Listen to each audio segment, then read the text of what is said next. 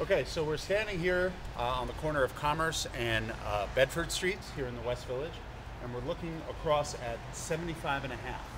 If you notice, it's a little narrow, might be a little tight for the kind of living that you're used to. It's only 9.5 feet wide. It's the narrowest house in New York City. It's 9.5 feet wide and about 30 feet deep. And you wonder, how do people live like that? Well, there's spiral staircases inside, so you don't have to worry about crossing back and forth and constructing big staircases. Originally, that was a carriageway for this house on the corner, 77, which is actually the oldest building still standing in the West Village. This dates from 1799. There's nothing particularly remarkable about it other than the fact that it's old. But so next door to it was the carriageway where they could bring the horses and the carriages into the back. And then in the 1820s or 30s, it was decided that it was too valuable property, so they built this little house. And it's been home to a number of famous residents through the years. Edna St. Vincent Millay, the famous writer and poet, who's kind of most associated with the bohemian element here in the West Village. And we'll talk about her in a minute when we go around the corner here and take a look at the Cherry Lane Theater. But she lived here for about 20 years. It's also been home to Cary Grant, the actor, Margaret Mead, the writer and anthropologist, also lived here for a time. And it sold last year. Anybody want to take a guess how much it sold for? More? $2.35 million. Sold in the fall of 2010. They actually were asking 2.6 originally, but because of the recession, they had to come down to 2.35. And you'll see in the window there, there's actually some building permits, so you can tell somebody's going to be doing, whoever bought it is going to be doing some renovations on the inside. So it just gives you a flavor of the architecture of this area.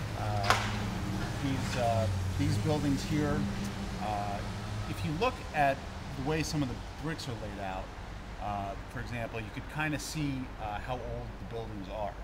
So if you look here at 75 and a half, you see how all the bricks are pretty much equal size in how they're laid out in the front. But if you look at the building to the left of it, which is 75, I believe, you'll notice how the bricks kind of go in different sizes. There's a wide one and then a narrow one, a wide one and a narrow one. That style is called Flemish Bond, and when you see that in buildings as you're walking around, you know that that is one of the older buildings in a neighborhood or in New York City, because that was the style that the Dutch used to build their buildings with. It's not, that building was not built by the Dutch. The Dutch were long gone by the time this was built, but it was the old style of doing things when they built buildings. And then as brick making and mortar got a little bit easier to work with, they started using the English bond, which is the same size everywhere else. So the one thing about the Flemish bond to note is the bricks, the narrow bricks are actually full-size bricks. They're just put in horizontally or vertically, depending on your perspective. And that just allowed it to be a more solid house, more solid construction. You could use less mortar, use less things to hold it together. But it made the houses thicker also. The walls had to be thicker.